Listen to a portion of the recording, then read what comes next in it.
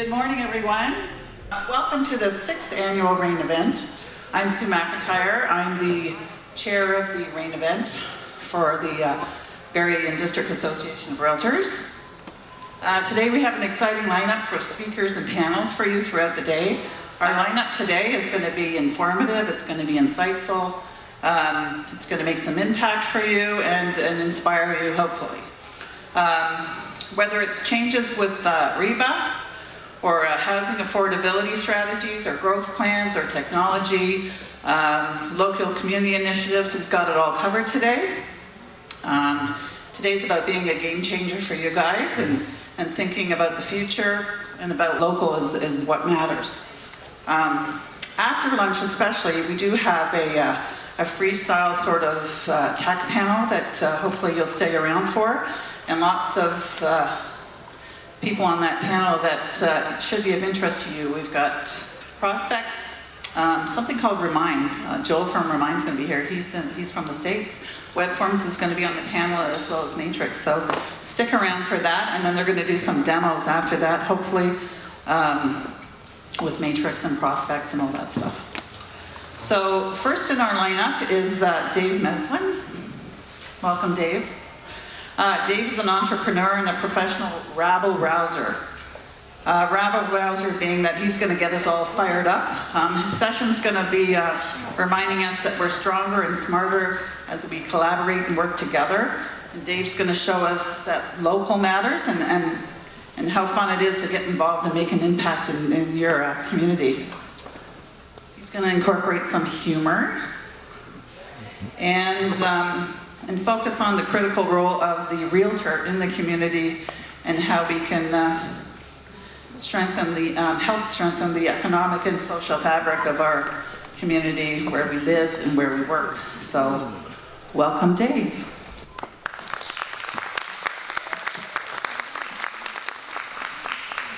Thank you so much. Good morning. Thanks for showing up.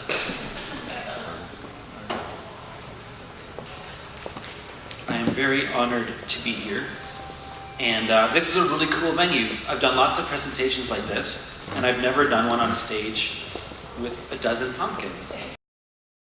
They're beautiful, nor on a stage with a drum kit, which I'm tempted to hop on at some point because I am a drummer. And I also noticed someone moved it. Oh, here it is. I was snooping around before. I found a broken drumstick back there. I want to know what kind of church this is. What kind of thrash metal are they incorporating into their congregation? This is so cool. If I'm ever back in town on a Sunday, I'm stopping by.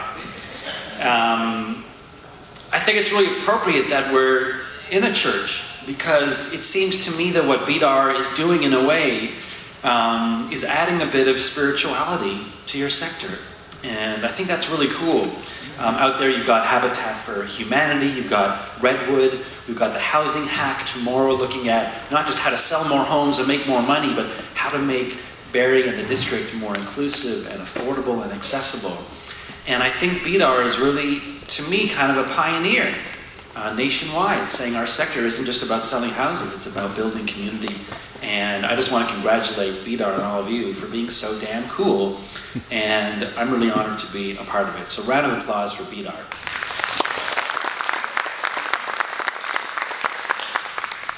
I live in a neighborhood in Toronto. I'm a tenant, actually.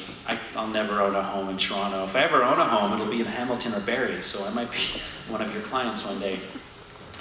I'm a tenant in a neighborhood, and there was a fire in our neighborhood about 3 years ago at the end of the street.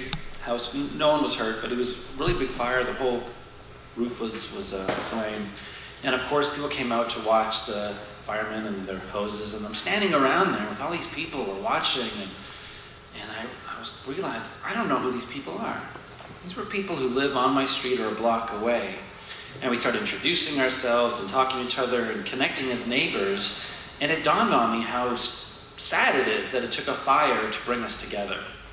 And a lot of the work I've been doing the last few years after that incident, and building on work I had done earlier in my life, is about how to build community, how to build connections between homeowners, between tenants and homeowners. between tenants and tenants, between people who live in a community, not just spending time in their homes, but getting out the door, connecting with the people around them. And I'm going to share some stories with you, some ideas with you, some experiences, and try to tie it into the theme of today and the work that you do. And I hope it's interesting to you.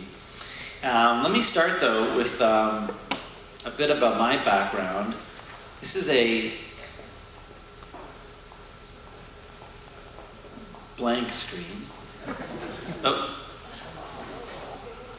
That ruined my whole punchline there. I might just skip over this whole part. Is there a delay on the clicker, Jason? Okay, so when I click it, I should just wait. Sorry, I was testing this out.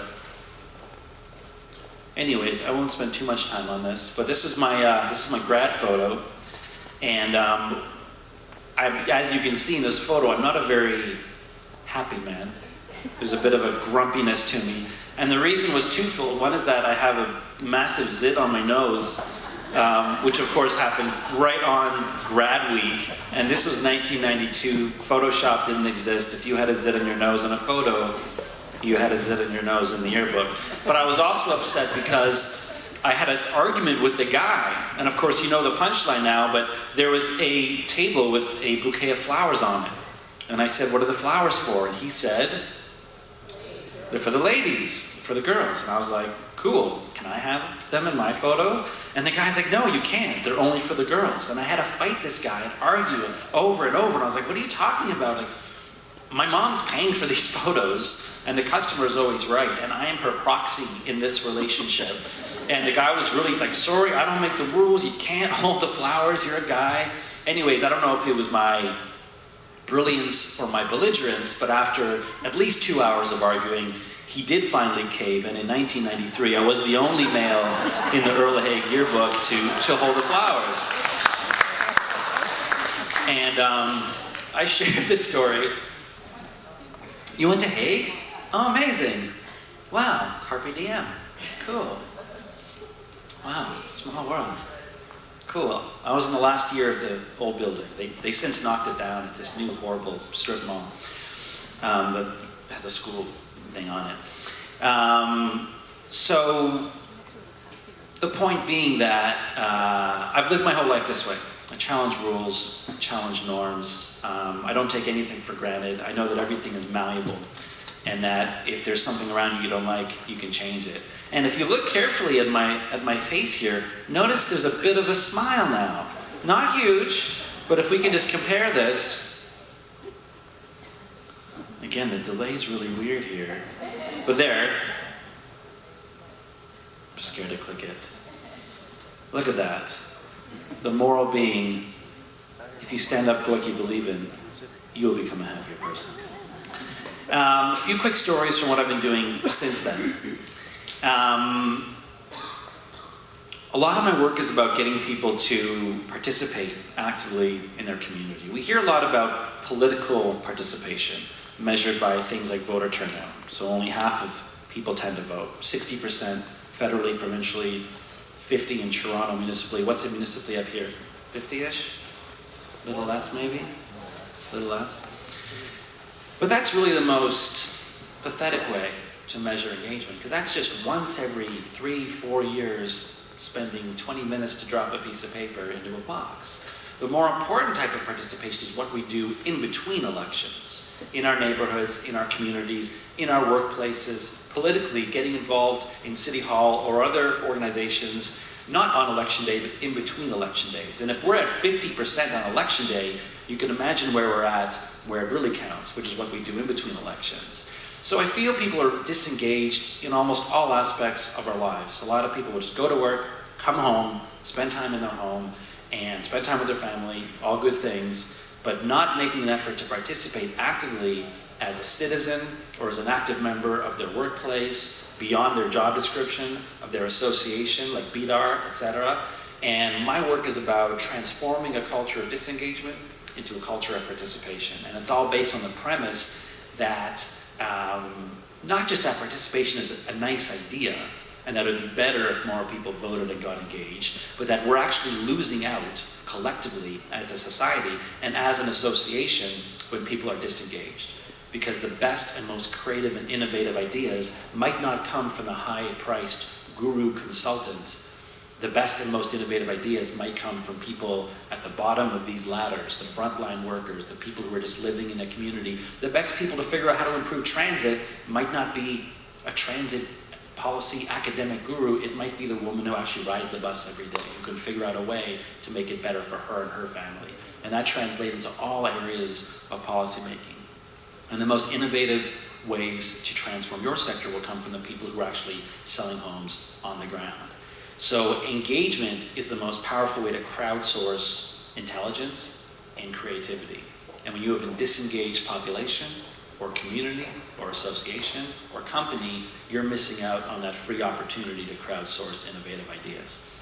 But let's backtrack and talk about some of the fun ways that I've been trying to preach this, and I'll use the word preach because I'm on a church stage, preach this message. So this is called an orphan space. It's part of a city or a town that's technically public property. It's in public space. It's between, let's say, a curb and a sidewalk, or between, a circle where there used to be a tree. Tree died. The city somehow lost track of it in their tree inventory, and now it's just this empty hole in the ground. And I started this project where we would just kind of sneak out and just pretend it was our own backyard and just plant stuff. We would vandalize the city with nature. It's called guerrilla gardening. It's technically illegal. I've never been put in jail for it. I have been put in jail for other things. We can talk about that later in the hallway if you want, but never for this. And what I would do is I would send out these emails. I had this list. The group was called the Toronto Public Space Committee, which wasn't a committee. It was just me. But fake it till you make it, right? It became a committee eventually. And people would sign up for this list, and I would send out emails about different projects we were doing, ways to get involved at City Hall, or just fun ways to get involved with your community. One was guerrilla gardening, and the pitch was, bring a spoon. And the idea behind that phrase was to make it clear that this was really easy to do, that you don't have to be an expert, you don't have to have a green thumb, you don't need to have a degree in horticulture or botany or whatever. Because a lot of people are scared to get involved with things because they worry that they don't have the right skills, or they're not smart enough, or they don't have enough education. And this applies to everything. There are people in your sector who might not get involved on a local regional committee or some other group because they're not sure if they have what it takes. And it's important to remember that the kind of people who end up at conferences like this, we're the keeners. We have built-in leadership skills that bring us to the table. It's just in our blood. When we're doing outreach to other people to build a culture of engagement, we have to realize that we have to put ourselves in their shoes, that they might not have the same confidence we have to come to something even like this, let alone put their name forward to run for board of directors or some kind of policy committee. So I do this all the time in my work. I assume that someone might be a little hesitant, concerned, lacking confidence, and I overcompensate for that. So just bring your spoon. Everyone has a spoon. As soon as they hear that, they're like, oh, this is just people digging with spoons. I can do that. And every time I do a project like this, it's a bit of a risk. Is anyone going to show up? Is this stupid? Am I going to be there alone with my spoon, playing in the ground, thinking, what am I doing with my life? But my work usually pays off. There have been some times when I've done just that. But in this case, most of the time, people show up, and it's amazing. We meet each other.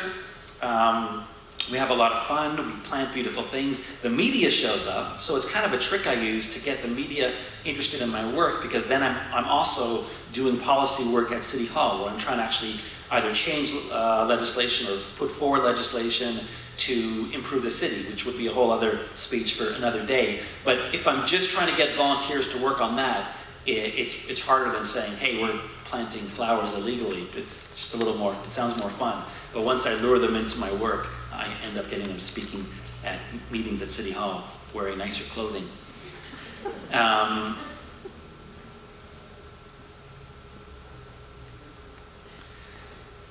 should also point out that most of these flowers die about 2 weeks later because we don't have a guerrilla watering program. But it doesn't matter because it's about the symbolism. And the symbolism is really important because people invest time and thought and energy into things that they know that they own, right? We don't need to be reminded. You all take care of your homes, right? You all probably have art hanging on your walls in your home.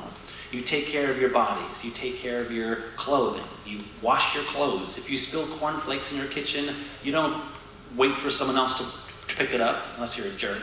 But some of you might be.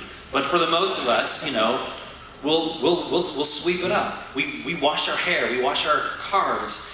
We instinctively take pride in things that we know is within our realm of ownership. And if you think of it that way, then the trick to making people transform themselves from disengaged, so-called apathetic citizens into engaged citizens or engaged members of an association is to help them develop a sense of collective ownership.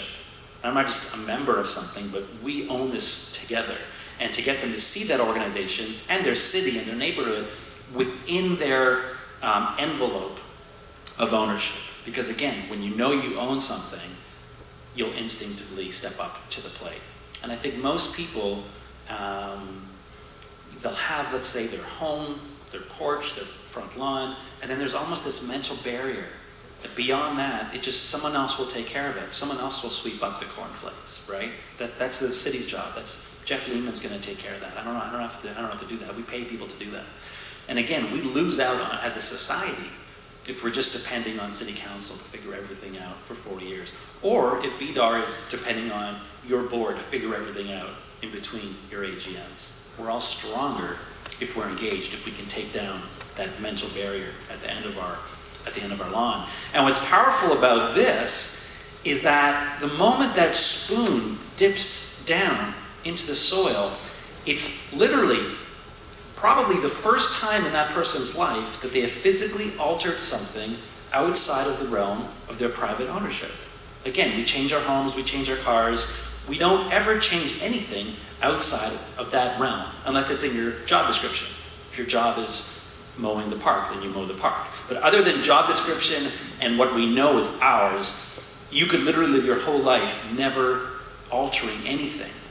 And again, another key part of engagement is having a sense that everything is malleable. Just like I fought that guy for the flowers. I was like, okay, you say that's a rule. I don't think that's a good rule. I don't acknowledge it. And the first step of any type of engagement or activism is saying, I look at the world around me and I think it could be a little different or better. And I have faith that my action and my energy invested will somehow have an impact on the malleability of the environment around me. So even the tiniest thing, like making a little hole in the ground and putting in a seedling, I think it rewires the brain. Because suddenly you're just saying, I can personally have a physical impact on the world around me. And even though it's a small little thing, the next time you see something else you don't like, whether it's like, why is that library closed on a Sunday?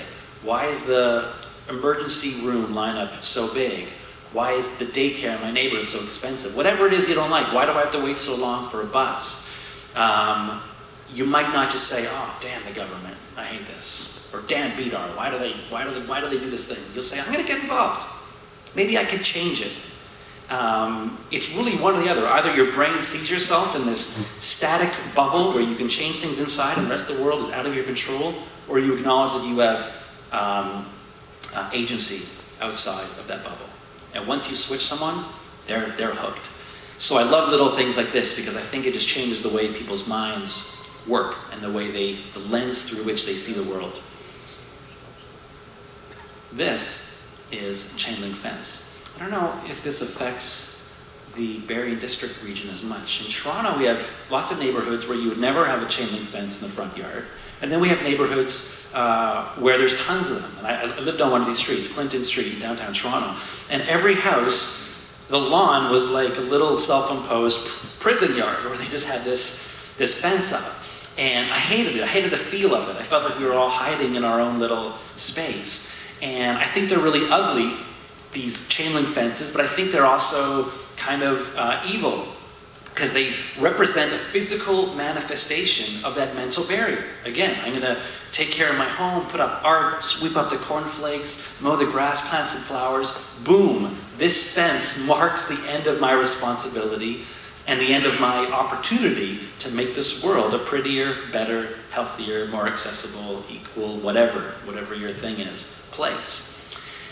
So I had this idea in my neighborhood, not to sneak out at night and rip down people's fences like we do. It's not like a guerrilla fence removal, but it's close. I started a program called the Downtown Defense Project, and we offered free fence removal to anyone who was willing to have their fence removed. And it was based on this idea that if I could pitch this vision of a more open neighborhood, people might go for it. And I'll be honest, I had friends who said, this is really stupid. And it's actually condescending. Like, who are you to go to someone's house and tell them, you know, have you ever thought of taking your fence down? Of course they have. If they wanted their fence down, they would be down. But I was like, well, screw you, I'm gonna do it anyways. So I made these flyers, I hung them on people's doors, and it showed the difference between an open community and a fenced community. And there was a bunch of spiel there, the philosophy of why you might want to consider this. Sure enough, my phone starts ringing. Hey, I got your flyer. Great idea. Take down my fence. Either they once had a dog and the dog died, or they once had a kid and the kid got taller and left the home, or whatever. Or I bought the house, it had a fence, and I've been so focused on renovating my kitchen and this and that, it's never been a priority. But if you're offering a free removal service, take it down. At which point I was kind of like, well shit, I don't know how to take down a fence. It turns out those poles, they keep going under the ground, and some moron put a ball of concrete at the bottom of each one. So I had to learn about sawzalls and grinders and how to find friends who have bigger arms than me to do work. And although, it was a risk. It was a risk to hand out the flyers. Is anyone gonna phone me up? And the second risk was, is anyone gonna help me? Again, am I gonna be there alone, trying to pretend that I can do something that I don't know how to do? And this time I said, just bring a pair of pliers. Because again, someone might be like, I have no experience in carpentry or landscaping or whatever. I can't help with this. So I said, just bring a pair of pliers. We'll figure it out. And we did. And a lot of people showed up. And again, the media loved this stuff. All these projects were on the radio, on TV, in the paper. And then each time you would create marketing and publicity for the Toronto Public Space Committee, which actually became a group, because I would recruit all these people. And then when stuff was happening at City Hall that I felt was threatening public spaces, I now had this army of volunteers who I could show how City Hall works. And a big part of that angle of it is really explaining the mechanisms of an organization, of City Hall, for example. Most people are really clueless around how the structures around them work, the decision-making structures. Even the simplest thing like municipal, provincial, federal. You wouldn't believe how many people don't fully grasp, even on the slightest level, what the different jurisdictions are. And you could ask any politician or campaign volunteer who's knocked on doors. And you'll knock on doors for a federal campaign, and someone will say, well, I have a question about garbage pickup. And you knock on doors on a municipal campaign, and they're like, let's talk about Afghanistan.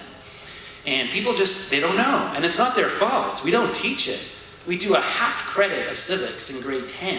That's it, half credit. Taught by teachers who don't even want to be teaching it. It's the Siberia of the curriculum. If the principal doesn't like a teacher, they send them to civics.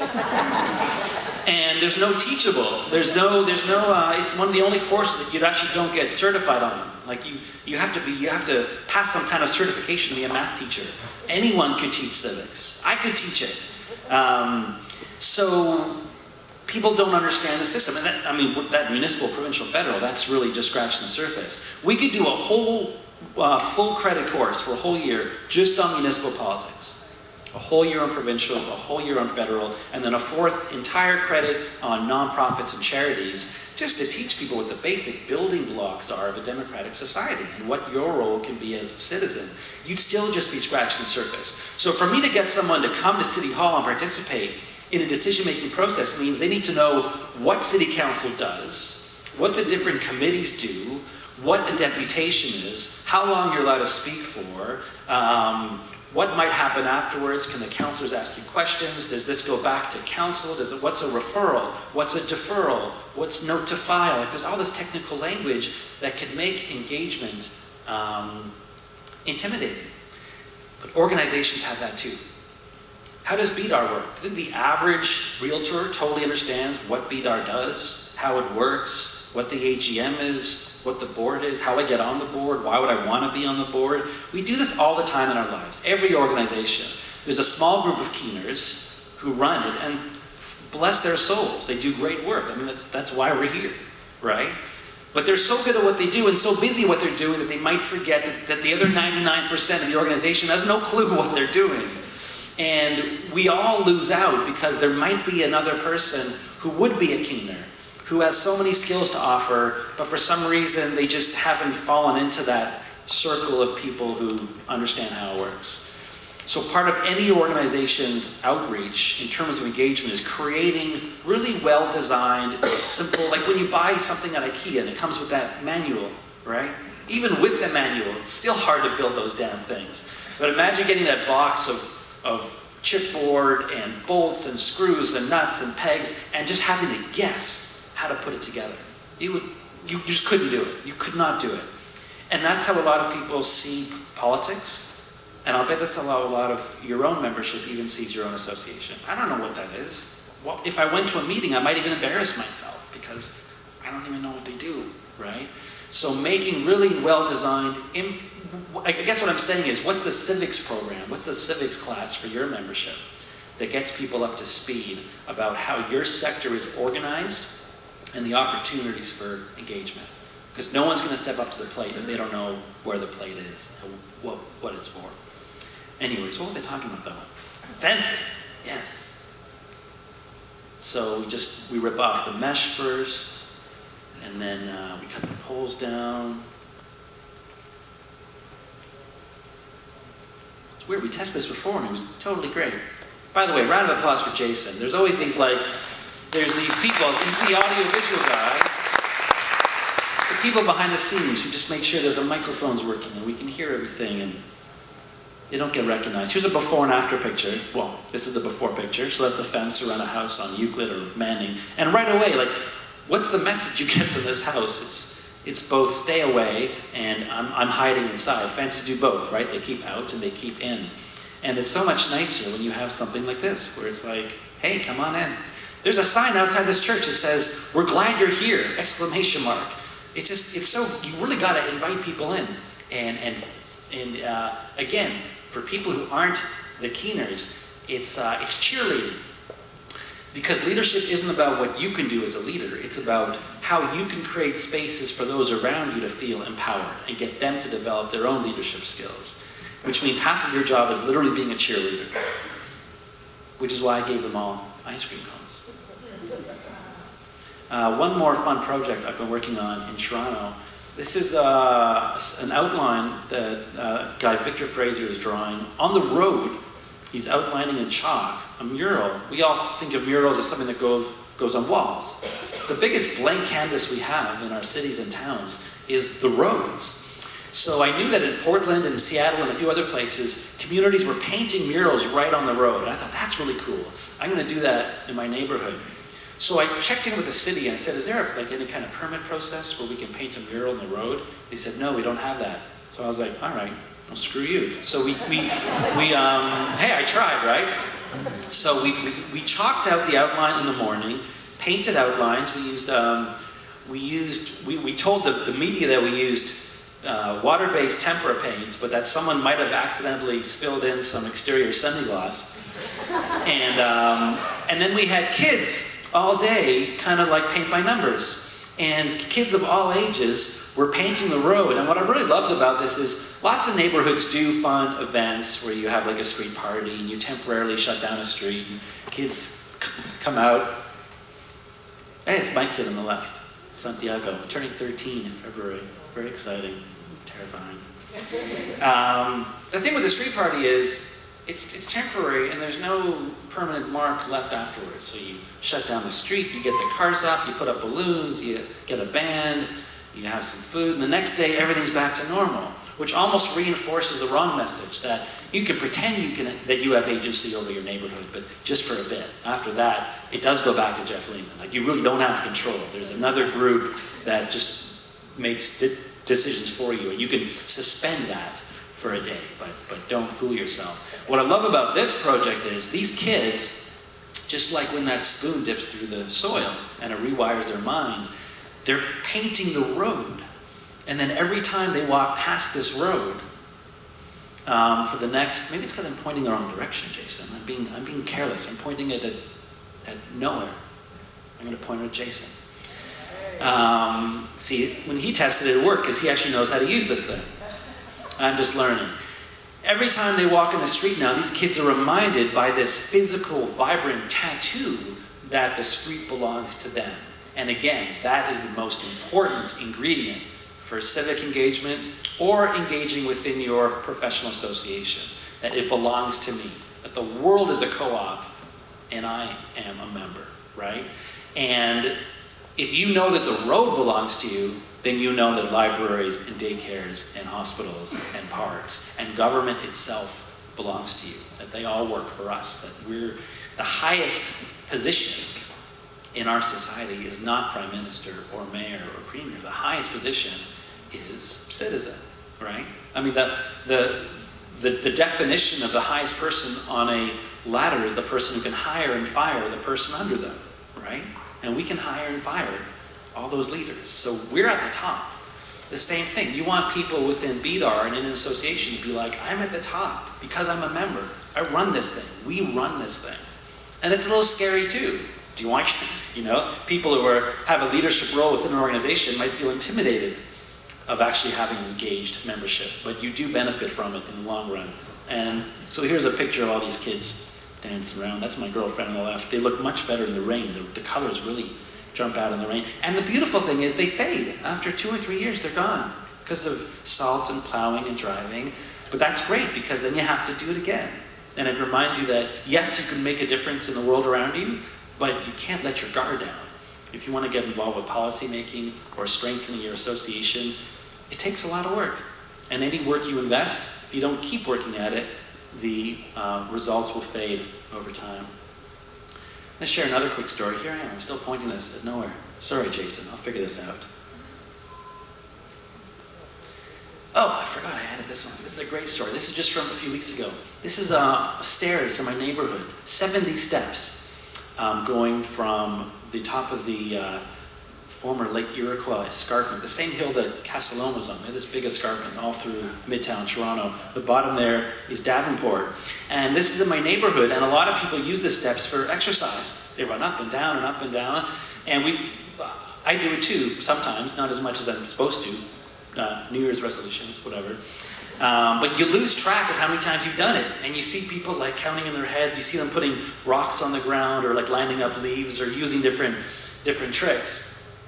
So I had this idea of getting an abacus, which is a great way to track numbers, and installing it at the top of the steps. So I built it into a 2x10 piece of cedar, and without permission, and it's actually like literally in a block of concrete, and it's just this permanent thing, and now people use it every day. I see joggers using it, I see dads with their kids using it, I see teenage girls who aren't jogging, they're on their way to school, they're just like playing with it like an art project. They're just trying to make different patterns. And every time I walk past it, there's different patterns and shapes on it, and it's just been really fun. And again, didn't ask for permission. Sometimes you just have to do stuff. But this is because I see my whole neighborhood as an extension of my space. And it makes neighborhoods more interesting and a nicer place to live in if everyone's participating in the shared spaces. And if you think about it, at the end of the day, you're not just selling homes, you're selling, people aren't just looking for a home with the right number of bathrooms and a new furnace and this and that. They want to know, like, what are my neighbors going to be like? Like, what's this place like? What's the neighborhood like? And I don't think we spend enough time as homeowners or tenants, as people who live in structures, building those communities. Especially now with television and screens and cars, homes where you could drive into the garage and then open a door from inside the garage and go to the home. You could spend your whole life and never meet your neighbor, like the story I told before about the fire. And we have to bend over backwards and go out of our way to build these connections, to build community, and to realize that we can, the same way that you might be like, I'm going to renovate the bathroom. Well, I renovated our steps. And if enough people hate it, they can rip it out. I mean, there's democratic processes in play that, we also have a residents association. And I did ask, I said, what do you guys think? And they're like, is that legal? I was like, that's not what I'm asking. I'm asking if you like the idea. If you like it, I'm just going to sneak out at night and do it. And I did it at night. It was really fun, like digging this little hole and mixing cement, looking over my shoulder. And I went deep. That actually opens up to like a full big block of cement. Fun, really fun project. Anyways, I'm going to share one more train of thought. This is from a TED Talk. This is allegedly a public notice designed to inform people that a development has been proposed in the neighborhood, and you might want to have, your say on whether you like the idea or not. And the government has a obligation under the Planning Act to do this, to inform people, which is why they put these ads in the paper. But if they were really trying to inform people and engage people, it wouldn't look like that. I mean, it's designed so poorly that using the word design is very generous. It's not designed. It's a series of words lined up horizontally in Microsoft Word, which isn't a design program. It's clearly designed by a lawyer lawyers shouldn't design things. The font size is really, really small. There's no pictures, there's no color. And I mean, you even need to get halfway down, again in tiny font, to find out what the address is. Now, why the hell would anyone have read the first half to get to that point? You have to put the address at the top, so someone's like, oh, this is about my neighborhood, maybe I should read this. I guarantee you, no one in the history of time has actually read one of these. It's never influenced anyone, it's never engaged anyone. It's a huge waste of taxpayer money, because it's designed in a way, essentially, to intentionally exclude through design. Design's really important. You need to get also all the way to the bottom, again in tiny, tiny font, to find out how to get involved. This is a very useless piece of information, the way it's laid out. And in my TED Talk, I asked the audience to hypothetically imagine how stupid it would look if the private sector advertised the same way. So Nike has a new pair of shoes, they want you to know about it, they want you to know it's in stores, you can go out and get it, it's really exciting, and they hire the same bureaucrat who designed this to design their ad. So you see a billboard the next day that looks like this.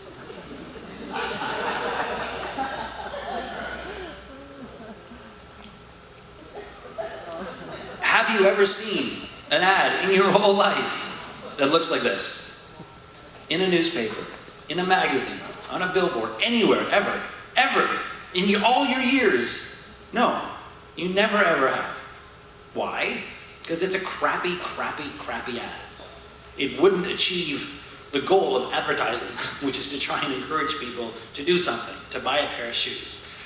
So if Nike doesn't advertise this way because we know that they want them to buy their shoes, what message do we really get from the city ad? What does this say? Clearly, they don't want you to buy the shoes. They don't want you to know about the development. They don't want your input. They don't want your ideas. They don't want your advice. That is intentional exclusion. So people's apathy, so-called apathy, isn't their fault. In fact, using the word apathy, I think, is an act of blaming the victim. We have a society that is rigged against the average person, that perpetuates disengagement by making it complicated, difficult, inconvenient to plug into the decision-making processes around us. And I mention this because I think it's an important thing for all of us to consider when it comes to politics, but we also do this again within our own organizations. And I'll bet there are things you do, not intentionally, but by not having someone with a marketing background who's just thinking about user experience and branding and marketing, that your own internal stuff also becomes kind of bureaucratic. And often the form that takes isn't just design, but it's language. I'll give you a few quick examples here. So this is, the notices go in the paper, but they also put notices up in front. I'm sure you have the same thing here as well. These are all Toronto examples.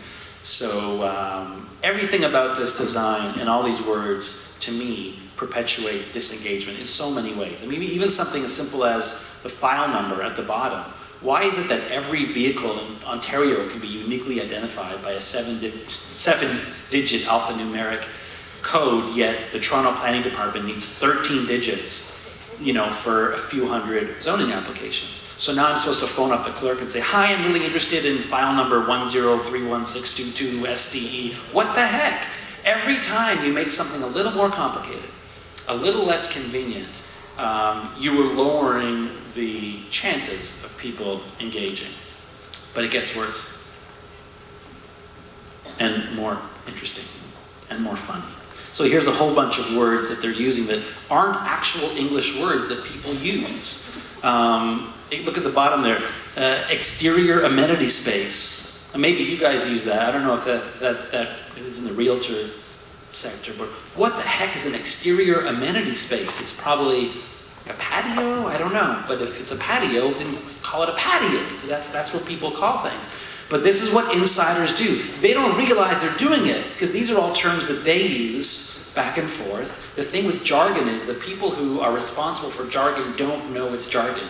And I'll bet you do this too with your own membership. Even the simplest thing like an AGM.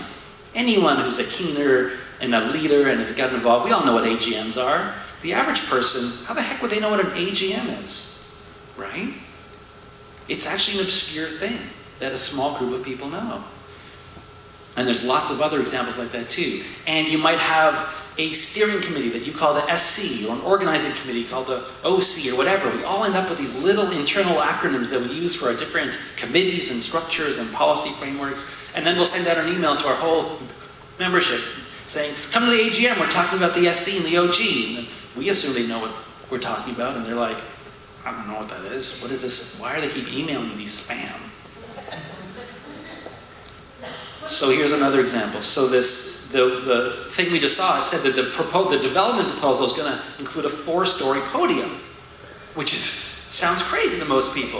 Now, if you're an architect or an engineer, you'll know that a podium is a technical term, and you might know this, maybe as realtors, I don't know. The bottom 2 floors underneath condo towers is called a podium. How many of you knew that? Yeah, and you're actually kind of like, that's one step away from your world, because you sell these things on top of it, right? This is what they're putting on the public notice. You need to know there's a 4-story podium. What do most people think of when they hear the word podium, right? And in that context, a 4-story podium just sounds stupid. Why the hell would you want a 4-story podium in my neighborhood? It's going to look stupid. It's going to be so loud. It doesn't meet the aesthetic of our the heritage of my neighborhood. Then you've got this one. I love this one. It includes 4 levels of below-grade parking. It just sounds like crappy parking, right? I want high-grade parking in my neighborhood. Why is this developer coming in and making below-grade crappy parking? It's going to lower my property values when people see all this crappy parking. Now, of course, below-grade parking refers to things that are under the ground. What is the word that you use to describe things that are under the ground? Underground. Universal. Everyone knows that. So if people use the word underground, and you're trying to communicate to people, you have to use the word they use. And again, I challenge you to go back to your office later, look at all the emails you've sent out about engagement, and look for the little pieces of weird jargon that you might not have noticed before. Better yet, get a cousin or a sister, someone totally disengaged from your world, get them to read it, and ask them if they noticed anything weird about it. Because language affects things. For example, in London, they have a subway system that they call the Underground, because it's under the ground. And it's a sexy brand, and people have t-shirts that say Underground, and they wear stickers. If they called it the below grade, no one would wear that t-shirt. It just sounds stupid. Or if someone started a band and called it, you ready? The The Velvet Below Grade. No one would buy that album. It just sounds like a stupid band name. I'm gonna try this, see if it works better. Oh, there we go. This is my report card from grade 11. This is below grade. At least through my mother's eyes. I was aiming for 50s, and for the record, I nailed it. I got a credit for every one of these, a full credit, same as if you get 100%. It didn't matter. All they looked at the universities was your top 6 OACs back in the 90s. You either got your grade 11 credits or you didn't. I got them. But through my mother's eyes, trust me, below grade. So what I did is, and I'm gonna start speaking quicker now, because I always put too much content. I love talking about this stuff, but I'm supposed to wrap it up soon, so I'm gonna start speaking faster. This, what I did is I posted on my blog. I didn't want to just complain and say, look how stupid these signs are. I wanted to show what it's supposed to look like. If the developers, if the people making the notices actually design things the same way Nike does. So I asked graphic designers from across the country. Julia, can I do 5 more minutes? Are we okay? All right. If you were designing a development notice and tried to meet these 4 criteria. Number 1, just make it look pretty. So the first thing you want to do if you're doing outreach to anyone, your own membership, the public, and neighborhood, we're getting bombarded with messages every day. What's going to make your message stand out? So people will actually give it 1 or 2 seconds of their attention without it just kind of passing them by. So color, images, use of fonts, use of white space, etc. Number 2, clearly highlighting the most important information. Again, that first example from Toronto had the main address, the most important piece of information buried in the middle. If you've got people's attention now for 2 seconds from your colors and fonts, and they give you those 2 seconds, will they understand the main concept of your communication in those 2 seconds? So the main piece of information, boom, coming out. Number 3, clearly highlighting using icons and things like bold and large font. What are the opportunities for engagement? And then number 4, perhaps most importantly, and this is the one we tend to leave out a lot as born leaders, the call to action, the cheerleading. Your voice matters. This is your chance to be heard. We want to hear from you. You can make a difference. Exclamation mark. Cities never use exclamation marks in their notices. It's a very affordable tool you can use to make information more exciting, which is why companies use them all the time. And again, that sign out front of this church says, "We're glad you're here!" Exclamation mark. It's a great thing to do. So, random people from across the country started sending me designs, and you can see right away, wow, this is great. First of all, I'm gonna look at this. I'm gonna give it 2 seconds of attention, and right away that I know that a 7-story building has been proposed for 1, 2, 3, 4 Bathurst Street. And right away I know that there's information online, a public meeting, I can email, I can phone.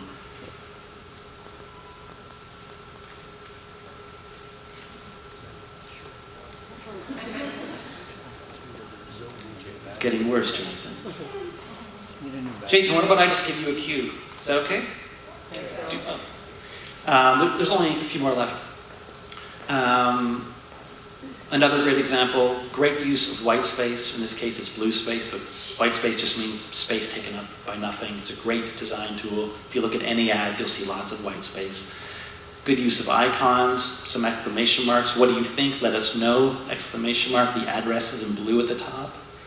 Big changes coming soon. It's good to use a bit of fear to get people involved. We need your input. Have your say, exclamation mark, on a 45-degree angle in a weird red shape. Come to the meeting, exclamation mark. Visit us, call us, email us. These are all basic things that anyone who's doing marketing like Nike will think of right away, but we just forget. You need to do this in all your materials if your goal is engagement and catching the eye and attention of people who are currently disengaged. You're not talking to each other. You're trying to bring in new people. This was the most exciting one I got. Not because it was designed the best, but this one wasn't sent to me by a random artist. This was sent to me by a woman who worked for the village of Pemberton in British Columbia. Her name is Jill Brooksbank. And she saw my TED Talk, she saw my blog post that had all those images I just showed you, and she actually changed the development notice template for the village of Pemberton. And I was like, this is amazing. Even someone like me who's all about how, the world is malleable and you can make a difference, it hadn't dawned on me that anyone would actually listen to my shtick and actually change it. I was like, wow, this is incredible. And the reason she could do it is because Pemberton's a very small place. The entire communications department of Pemberton is named Jill Brooksbank. So she didn't have to talk to anyone about it. In Toronto, they were like, oh, Dave, we saw your TED Talk, it's great. We're going to set up a subcommittee who's going to write a report and bring it to this committee, and they're going to bring in the solicitor. We're going to meet with the province, and that was 10 years ago. But Jill just did it.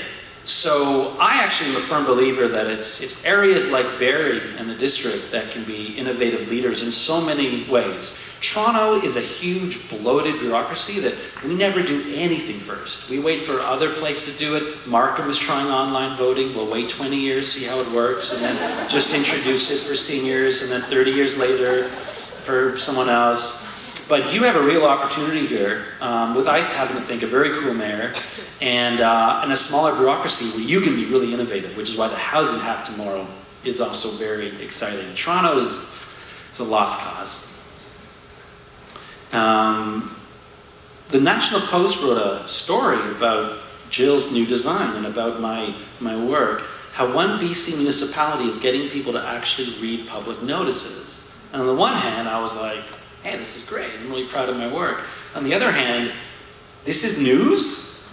Like, what kind of society are we living in where when the government tries to talk to people, it's a headline?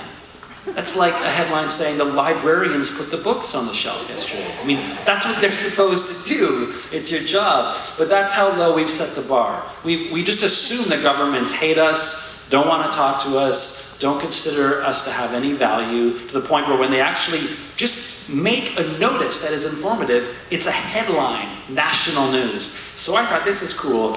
I've got to somehow take this momentum and try and get some other cities to do this as well. So I created the Dazzling Notice Award, which is an award that's awarded by the organization called Dave Meslin. It's just me. I designed it on my laptop. I printed it out in color. I flew to British Columbia, bought a $20 frame at Black's, drove to Pemberton, and the funny thing about awards is, no one cares who it's from. If it's framed, they're just thrilled to get it. So this is a picture of the mayor of Pemberton, Jordan Sturdy, who now is actually, he was a cabinet minister last year. They're just like, hey, we won the Dazzling Notice Award. One of the greatest scams of my life. But the real punchline is that cities started calling me the next year saying, when do nominations open for the 2013 Dazzling Notice Award? And I've been giving them out for the past 4 or 5 years. So, I don't know. Anyways, I've used up all my time. I've revealed that I'm truly just a stand-up comedian, and I'm just here to make you laugh. But I really want to thank you for inviting me. And my message, just to sum it all up, is that I think we can live in a very different world, where instead of people just being focused on their private selves and their families and their immediate surroundings, they take a sense of ownership, pride, and investment in their immediate community, their neighborhood, their city, province, country, but also their workplace. We spend a huge chunk of our waking hours in our workplaces, and it could feel more like a community. In the same way that I put up that abacus on the top of the stairs, a lot of people will be in their desk, they'll have an idea of how to make their workplace better, but not necessarily have a relationship with their manager where they feel comfortable saying, hey, I've got this great idea. Because we tend to think of ideas flowing downwards. Managers tell the next person what to do, they tell the next person what to do. And what I'm talking about is inverting that framework, politically, professionally, where ideas and innovation and creativity flows upwards from the bottom. And if we do that, I think people would have more meaningful lives, and we'd end up with better policy outcomes, and you'd be more powerful as a sector, as an organization, locally as BDAR, provincially, as OREA, nationally, as CREA. If you can transform your own membership and tap into the innovation, the experience, the knowledge, and the inspiring energy that could rise to the top if you can shift that culture of disengagement into one of participation. So thanks for inviting me. Good luck with today. I'm really excited to be at the Hack tomorrow. And congratulations again to BDAR to really taking the lead in showing that the sector can be more about just a financial transaction, that you're not just selling homes, you're helping people choose and create communities. Thank you.